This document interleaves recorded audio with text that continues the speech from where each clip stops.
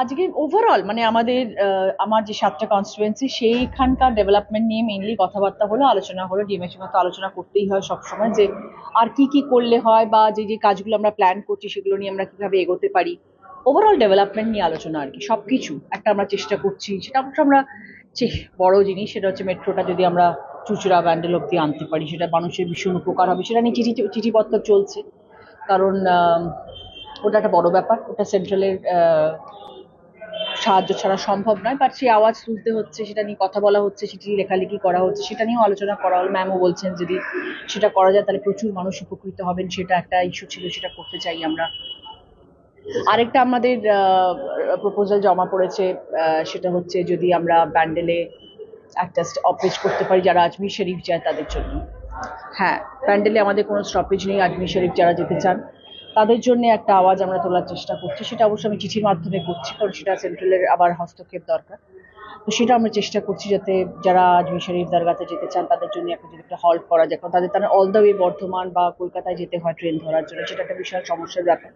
সেটা একটা আলোচনার ব্যাপার ছিল। সবকিছু মিলিয়ে তাছাড়া আমার এই যে 7টা আমার কনস্টিটুয়েন্সি আছে সেইগুলোর যাতে ওভারঅল আর কি কি ভালো কাজ করলে মানুষ উপকৃত হবেন সেগুলো নিয়ে। আর পরীক্ষা আসছে, দেখা যাক আগামী দিনে যদি স্কুল কলেজে একটুখানি ভিজিট করতে পারি, মেয়েদের একটু ইন্সপায়ার করতে পারি, সেটা একটা ব্যাপার।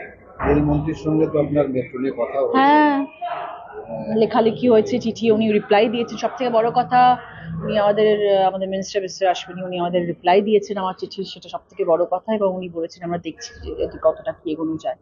বড় জিনিস, বড় কাজ, কিন্তু এটার জন্য তো ছোট ছোট করে এগোতে হবে। হ্যাঁ, একবার করতে হবে, দেখতে হবে সেটা যে কোথায় কিভাবে কি করা যায় সেটাও দেখতে হবে। এবং শুধু তো ডাইরেক্ট ব্যান্ডেল হবে না, একটা প্রসেস তো হাওড়া থেকে শ্রীরামপুর থেকে ওই পুরো বেলটা, ওটা কিছুটা প্রসন্দা, কিছুটা কল্যাণদা।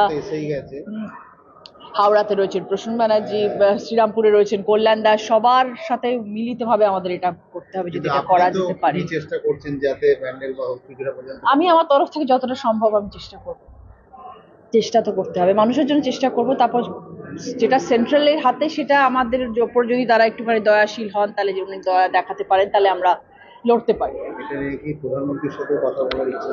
প্রধানমন্ত্রীর কাছে এখনো পৌঁছতে পারিনি, কারণ মন্ত্রীরা রয়েছেন, তাদের থ্রু দিয়ে যদি হয়ে যেতে পারে কাজটা, তাহলে এখন প্রধানমন্ত্রীর কাছে যাওয়ার প্রশ্ন ওঠেনি। দেখা যাক। সাংসদের দেখা হয়, কিন্তু এই ব্যাপারে তো আমরা মন্ত্রীদের সাথে কথা বলি জেনারেলি। আর সাংসদে কি হয়, একটা প্রশ্ন যদি তুমি, অনেকে হয়তো ভাবেন যে সাংসদে কথা বলা হয় না কেন, কিন্তু যখন 500-র ওপরে এমপি চিঠি জমা দেন, কার্ডটা যে লটারির মাধ্যমে উঠে কথা হবে, কে যে বলতে পারবে, এটা তো বিশাল বড় একটা প্রশ্নবোধক চিহ্ন। আমি যতবার চেষ্টা করছি, একসময় উঠে গেছিল বলাগড় ইরোশন নিয়ে, যখন আমি কথা বললাম, ভাঙন নিয়ে যখন কথা তুলেছিলাম, সেটা আমার কপাল ভালো, আমি পেয়ে গেছিলাম এবং আমি বলতে পেরেছিলাম।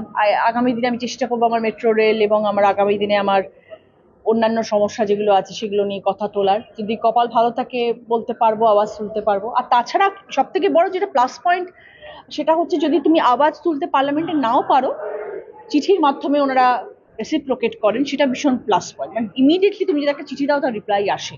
এমপি ল্যাডের যে টাকা এলাকা উন্নয়নের যে কাজ হবে সেটা কবে থেকে মোটামুটি প্রথম কাজ তো অলরেডি শুরু হয়ে গেছে। মানকুণ্ড হসপিটাল রেনোভেশন শুরু হয়ে গেছে, আমাদের ধনিয়াখালীতে হসপিটাল অসীমাদি কাজ শুরু করে দিয়েছেন। প্লাস আমাদের সবকটা টেন্ডার জমা পড়ে গেছে এবং টেন্ডারগুলো সেগুলো এখন ধীরে ধীরে পাস হচ্ছে। সব জায়গায় আমি মোটামুটি 90% ডিস্ট্রিবিউট করে ফেলেছি এবং আশা করি মানুষের কাজ খুব তাড়াতাড়ি শুরু হয়ে যাবে এবং আগামী দিনে সবাই উপকৃত হবেন। যখন যে যেরকম চেয়েছেন, আমি প্রথমত সবসময় চেয়েছিলাম যে মানুষের সাথে কথা বলে আগে জানবো যে কার কোনটা কি প্রয়োজন। তো সেটা আমাকে যেরকম ভাবে বলেছেন, যার যে এলাকায় জেলায় যেটা যেটা প্রয়োজন সেরকম ভাবে আমি করেছি চেষ্টা। এবার আগামী দিনে দেখা যাক কে কিরকম ভাবে চান।